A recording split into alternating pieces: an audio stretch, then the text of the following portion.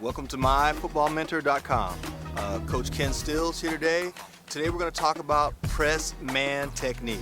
Now this technique that we're going to teach today is called a soft press man technique. I've taught it all over the league, from NFL Europe to college to high school, and the corners that you see in the National Football League today, the solid corners, again I'll talk about Cromartie, Revis, Talib at Tampa Bay. These guys are using this technique. So if you want to watch in the NFL, you'll see this exact technique that I'm teaching today. Realize this technique is used at the pro level, but you can use it at the high school and the elementary level as well. I'm going to show you how the pro styles do it, so we're going to do it within a 5-yard radius. We'll work from there. Again, it's called soft man. First of all, we're going to talk about how it works with a solid stance. We're going to be in a good, solid stance. Again, if I'm on my wide receiver, I want to be in a good stance, and again, for this technique, I'm going to be in a parallel stance. I'll be in a parallel stance.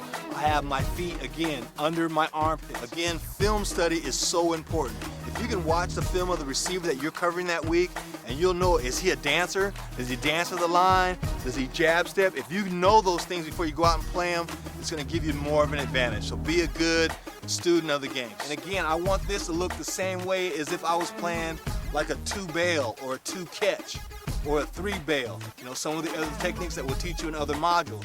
The key though is the soft press at the beginning. The reason why we call it soft press is, and coach is not going to move, but the reason why we call it soft press is because I'm soft, I'm moving my feet a little bit. On the defense, we want to smack them in the face. Do not get up here. Give yourself some room. Give yourself some room so you can react to what they're doing. So if by chance this receiver, which they get paid a lot of money and they're good, if by chance they beat us vertically, there's a little move that we try to use to force them to throw the ball outside. So here we call it a slip and lock move. Slip and lock. Now if the receiver just beats me flat across the line, go ahead coach. If he just beats me flat and I'm jamming that arm, that's great. Again, stop coach. This is where I want to be, because again, if coach puts his hands up to grab the football, he can't grab it. He can't catch the ball if I take away this arm. I step, I slip and lock. Slip and lock. So now here I am on the inside. This is where I want to be, working down the field. Once I have him in position, I hope to get a ball call from my safety. We are turning this way and we're jumping for the football. Use it now. He starts to go up for the football. I want to go up through his hands. I want to turn into him and go up through his hands and try to catch the football. Remember all the things that we talked about? Study them, go back, look at the tape. Good feet position, good hands.